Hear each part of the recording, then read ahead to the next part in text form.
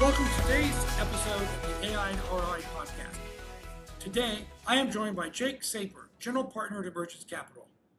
We'll be discussing 5 topics today based upon the Emergence Capital's AI-Native Services Playbook. First, why product leadership is so critical early on. Second, the mirage that is product market fit. Third, why outcome-based pricing is so important in an AI-Native Services model. Fourth, revenue per employee as a defining metric. And then fifth, the North Star metric. So Jake, could you take a moment to give a brief overview of your journey to becoming a guest here on the AI to ROI podcast? Thanks for having me, Ray. My journey to coming here. So I'll start with my journey to Emergence, which I guess brought me to this podcast. So I was born in Austin, Texas, or I was raised in Austin, Texas. My parents are co-founders. They've started a bunch of companies together. So I have inadvertently been sitting shotgun on the early stage startup journey since I was a child. When I was in middle and high school, my parents would bring strategic questions about the business to the kitchen table, and we would debate if they should enter this market and how they should think about this new product and pricing. So I've kind of been doing versions of this job unknowingly since I was a child. I'm very grateful to my parents for that. After college, I did consulting. I'm a very structured thinker. I like frameworks a lot, so consulting was a very good place for me to hone those skills. And then I did a startup, which I had to do because of my parents and where I was raised. My startup was developing utility-scale solar power plants in India and Africa. So a very intense experience. I was living in Mumbai and building very large power plants and selling the power to governments. Which was a wild, crazy, horrible, terrible, wonderful experience, like all startups, plus, living in Mumbai and selling to these bureaucrats as my customers. But that journey ended for me in about 2012, and then I came to America for grad school, and I did an MBA and a MS in environmental sciences at Stanford, which is where I got into venture. Started working at Kleiner Perkins in their green growth fund.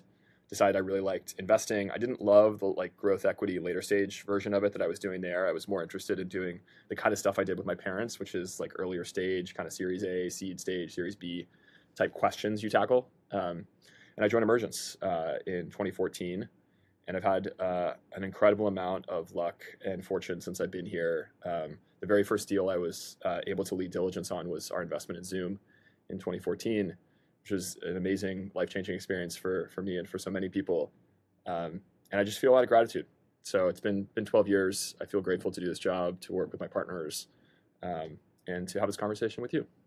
Well, you are in the perfect seat to be on the early stages of AI, and specifically AI native services, professional services.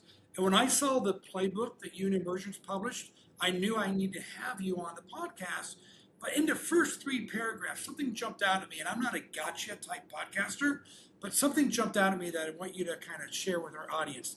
And that is, you talked about how critical deep domain experience is for an AI native services company. It makes total sense to me. But then you also said it doesn't necessarily need to come from the founders. Can you expand upon that? For sure. And maybe I'll take one step back before we dive into that, just define what an AI-native service is, and then explain why domain expertise is important, and I'll explain why it doesn't have to come from the founders. So an AI-native service is a vendor that delivers an outcome, and they do it generally with some combination of AI with a human wrapper on top. So this looks like an AI-native accounting firm, an AI-native insurance broker, someone that is delivering a service but doing so primarily with AI.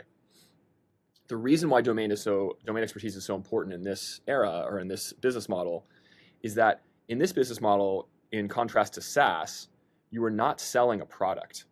You are selling yourself and your own ability to deliver an outcome. So when you are talking to a potential customer, you're not saying, hey, try my product and see if you like it. You're saying, hey, trust me to deliver on your insurance brokerage, on your fund accounting, on your et cetera, et cetera, et cetera. So you need the credibility on your team to say, yes, I am someone that can be trusted, and I've got AI, supporting that below. So as a result, domain expertise is very important for the go-to-market process. That being said, in my experience so far, and I think we've invested in 7 AI native services businesses thus far, and hopefully many more going forward, not all of the teams that we've backed that have been successful have come from the domain. I would say over half do have domain expertise, but there are a few that where the founders themselves did not start with domain expertise, but they did 2 critical things. The first thing they did is they went as native as humanly possible on the service, having not actually performed the service before. The second thing they did was hire senior respected domain experts very soon after starting the company so that they had that credibility. So I can give you a specific example. We're invested in a company called Hanover Park, which is a fund administrator. And you can think of that effectively as an accounting firm for private equity firms, venture capital firms, et cetera. It's a very specific type of accounting that's necessary for our business. And it's a large, very large industry, performed primarily by legacy services providers, which are human-based. The founders, Chris and Nick, who started this company, did not come from fund accounting. However, before they started the company, they spent time with 150 CFOs of private equity and venture capital firms, which is an order of magnitude more than you typically see a SaaS founder spend with prospective customers before they start their company. So just crazy amount of domain expertise. And frankly, I was a little skeptical when I first started talking to Chris because he wasn't a fund admin, Chris, the CEO. And so I started asking him very kind of minutia questions about fund accounting just to test his knowledge. And that guy is so much deeper on this space than I am, and I've been in venture for 12 years. The second thing that Hanover Park did is they hired senior fund administrators from legacy providers that had a respected track record, so that when they came to their customers, to their prospects, they said, hey, we've got this fancy AI, I'll show you a demo of it, but don't worry, we've also got these people that you know and trust that are sitting on top of it that are guaranteeing that it's correct. That's a really good example and case study. Something else that you said early on in your playbook was the importance of hiring a product leader sooner than you think is required. Tell me why that's so important in a services company. One of the biggest traps in building an AI native services business is over relying on the human service, which is an obvious statement, but I can't stress it enough. And this is just so common where companies set out and say, okay, I'm going to build an AI native law firm, an AI native, whatever the service is. And they start selling the product, and they get a lot of customer demand, because if you promise to sell something faster, better, cheaper, and there's already a market for it, which by definition in these services businesses there is, you're going to get a lot of market pull. And then you got to staff up to serve that pull, and you may get distracted from actually building the product itself. And the product itself is the AI that is delivering hopefully the majority of the value. And what I've seen is that if you don't hire someone whose full-time job it is to just think about the productization of this service, it will get neglected. And so I've seen this.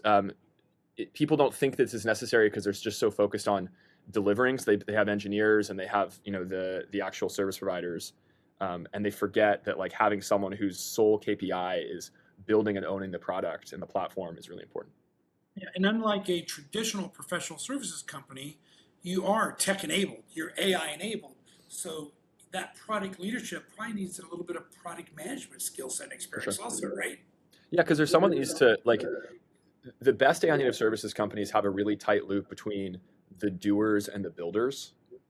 So the builders being the engineers that are actually, building out the AI product, the doers being the people delivering the service, the lawyer, the accountant, the insurance broker, whoever it is. And the PM's job, the product manager's job, is to ensure that loop is super, super tight, right? It's to ensure that whatever information happens, in the service delivery gets pushed back into the building process and can be managed, such that the product is growing and developing and delivering more and more value over time.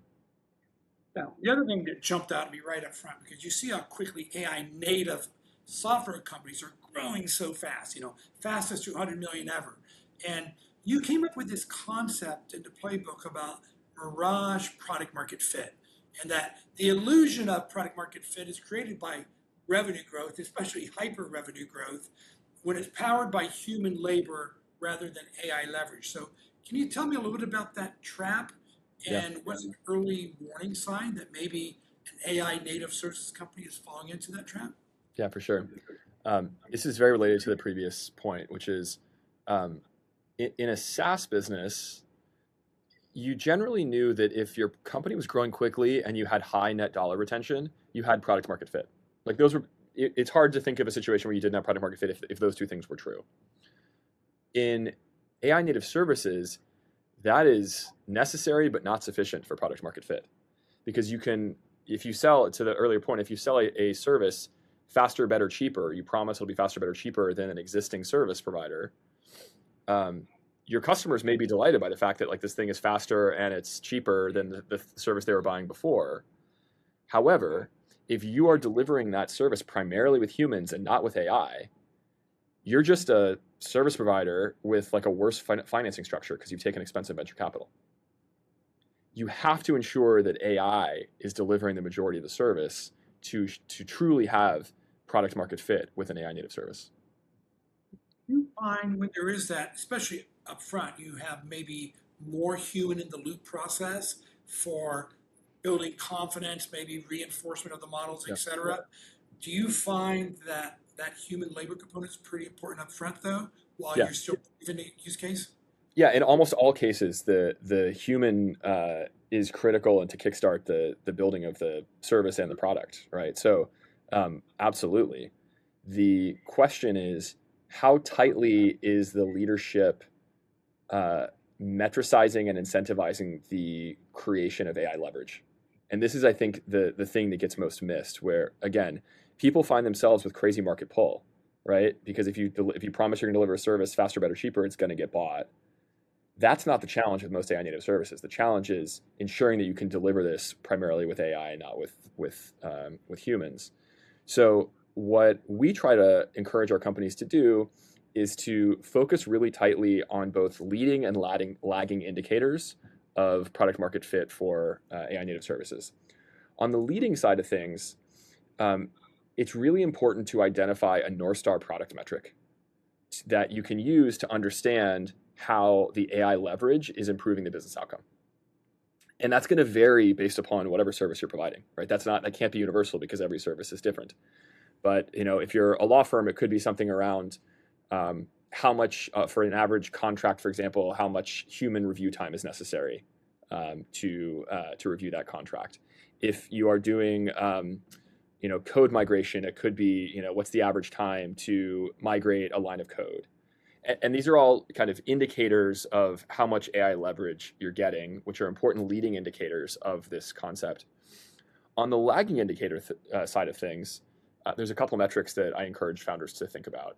The first is thinking about revenue per FTE, which is effectively like how much revenue are you able to capture per FTE, specifically per FTE that is delivering the service. And by definition, if you're able to get a lot more revenue with the same number of accountants over time, and assuming your customers are happy and retaining, then you are getting AI leverage.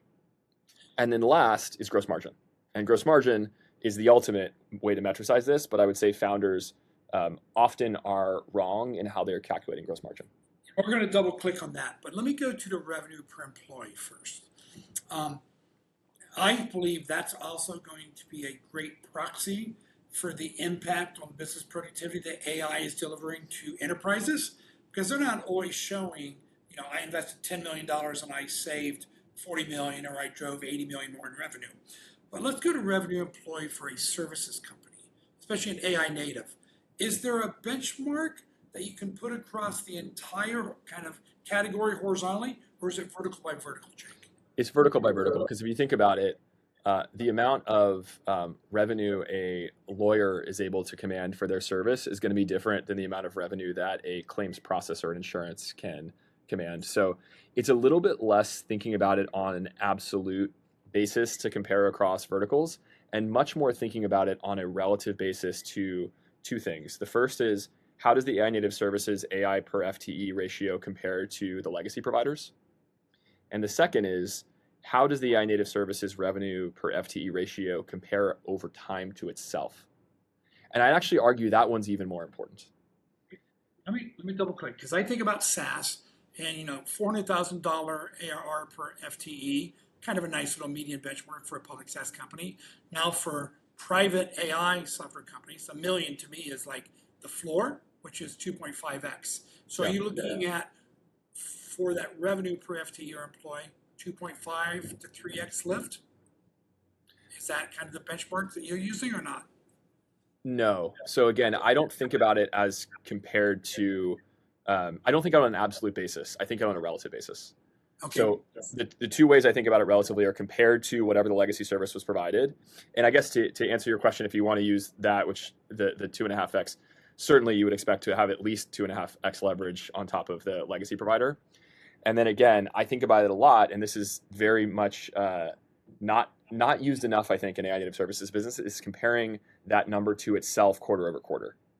Like, I want to understand for your accounting firm, for your law firm, how much leverage are you getting out of, increased leverage are you getting out of each service delivery person quarter over quarter? Because that tells me, is the business actually getting more AI leverage? Which ultimately is the thing that most matters and the thing that most needs to be proven in this AI-native service business model. What's risky about this business model is that on a macro basis, it hasn't been proven yet, right? This has been possible for 2 years. So it's not like there is a bunch of data. This is very much an emerging business model, hence why we like it at Emergence. But the challenge is most companies aren't thinking deeply enough about getting this AI leverage because I think they're hooked on the growth drug, right? You take venture capital and all you want to do is just grow top line as quickly as possible.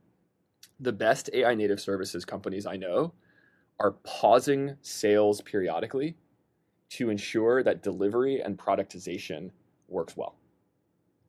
And that's something you would never do in the SaaS business, right? Because you wouldn't need to, because by definition, SaaS has a much lower delivery burden. But I'll go back to the Hanover Park example I mentioned before, the fund administrator. We invested in the company towards the second half of last year. And then in Q4 of last year, Chris, the CEO, stopped selling completely. And he put a moratorium on sales because he wanted to do two things. He wanted to ensure that the existing customers they'd sold were deployed well. And the second, that they could productize, even more and make sure that the AI was getting better and better.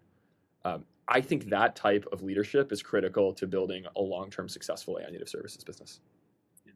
Well, you're talking about that trend line, and one of the other things that you highlight in your playbook and I've seen is a lot of AI-native service companies will start pricing based upon some labor foundation, right? Mm-hmm. But you're saying that outcome-based pricing is critical in the AI-native services business, and to me, that says you're getting even more AI leverage. But tell me about why you think this. Yeah. Well, I'll start with the point that I think that technology over time will bend towards outcomes-based pricing. Regardless if you're selling an AI-native service or if you're selling some sort of software, I think that's the direction of travel. As AI can do more and more of the work, the way a customer is going to want to buy that AI is going to be less and less as a tool, which is sold on a per seat or a license basis or something like that, or even usage, and much more on a did you do the job for me type basis. And I think that is true with AI-native services as well. There are some AI-native services that already effectively charge on an outcomes basis. Like you either did the audit or you didn't. And so you get paid for doing the audit or you did not.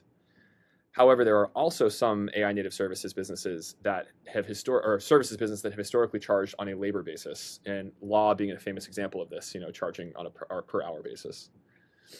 So my contention is that over time, I think AI-native services businesses will shift how they sell towards outcomes-based. Some of them start there because by definition, like the service was already charged on an outcomes basis.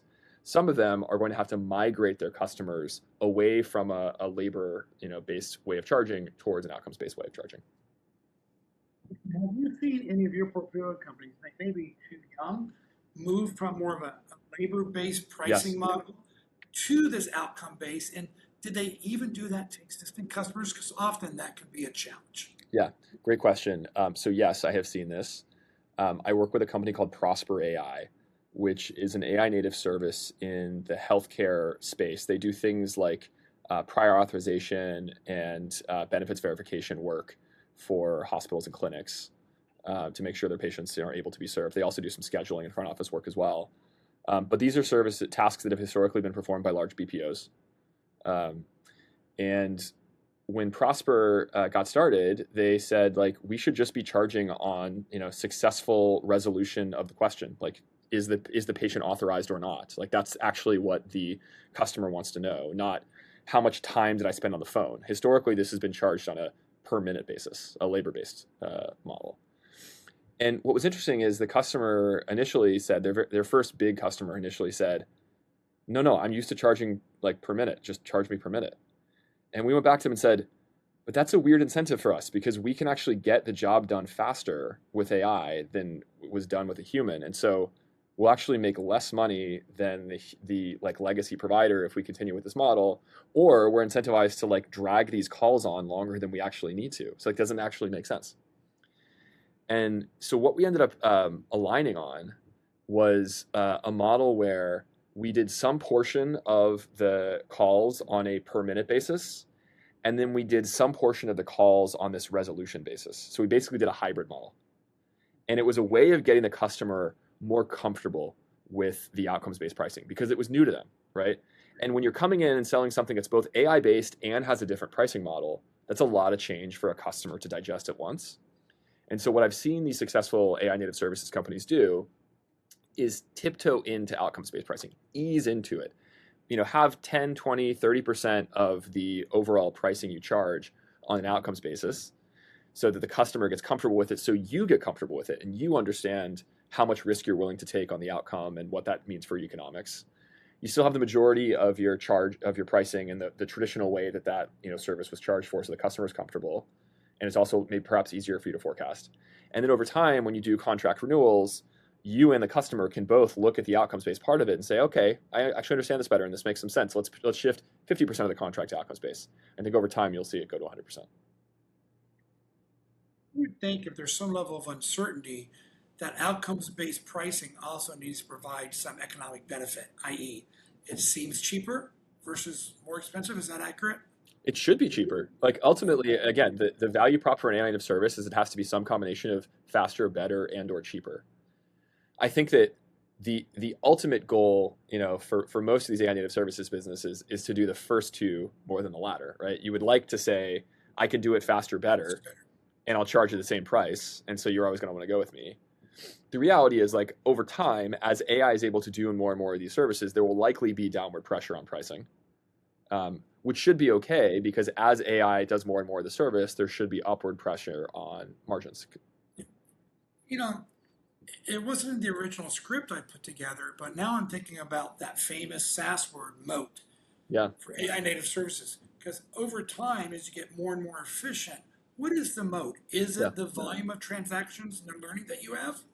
Yeah, it's a great question. I think ultimately the moat for the best AI-native services businesses will be twofold. One will be the same moat that exists for legacy services businesses, and the second will be one that's unique to AI-native services. On the one that is common with their legacy predecessors, it's brand.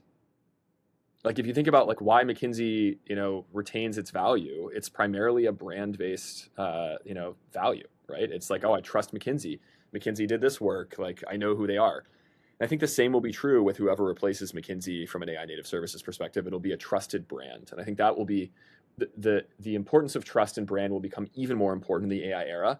When you have millions of agents, billions of agents running around the internet, you're going to want some vendor that you trust, whose brand you trust, that says like, I guarantee that whatever the agents that I have built and are working for you do, I guarantee it will go well.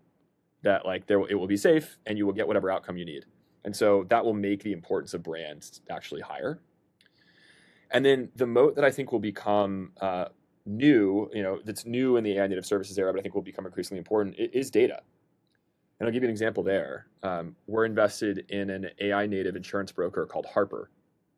And what's interesting about their business is because they have AI, they're doing a much, much higher volume of premium placement than a comparably sized insurance brokerage.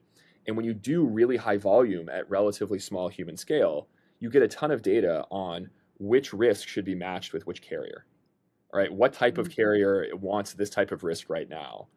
And that knowledge allows you to do the insurance brokerage much faster and get to a better outcome for both parties if you have that breadth of that data.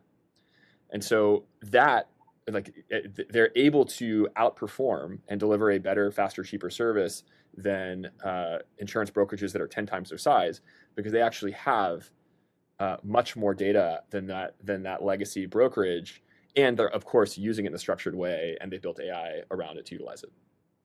Really good example, and it doesn't require your most seasoned human resource to be on every call, because sometimes that junior person wouldn't know which carrier for which risk profile. That's the thing, that it's impossible for a human to know as well as an AI, right? The AI is just going to always outperform a human on knowledge like that. I would lose my reputation with our finance audience, because about 50% of our listeners are CFOs, VPs of finance.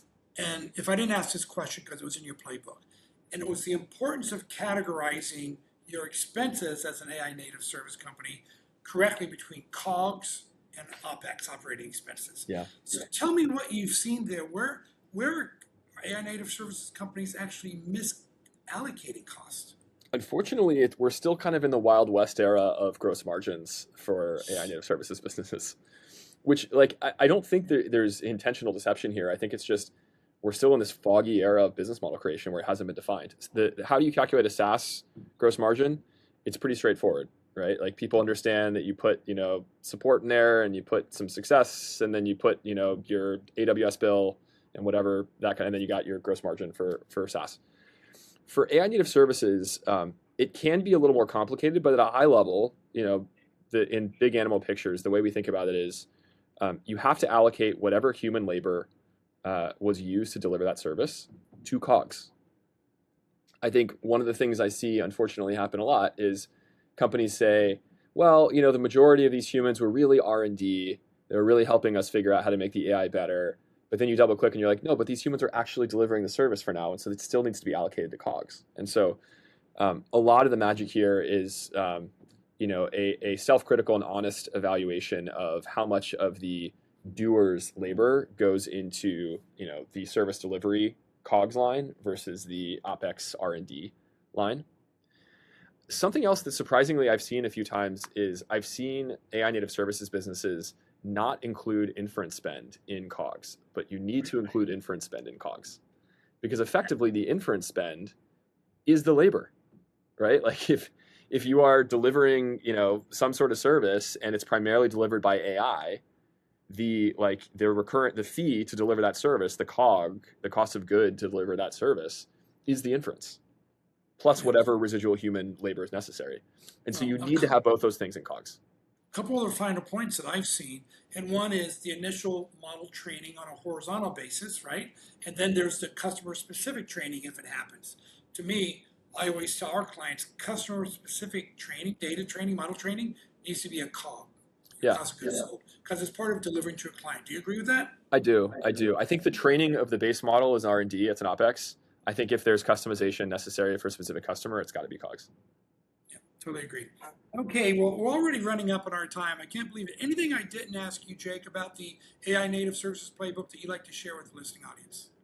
There is so much in it. I highly recommend people go to our website, mcap.com, and check out the playbook. The other thing I would say about it is this playbook has been built by talking to the people that are building these companies. And so if you are someone that's building an AI Native Services business and you have some other synthesis or insights on what you've learned through that process, I would love to hear about them, because we're going to be updating this playbook every 6 months. The idea is this is an emerging business model. We are all learning.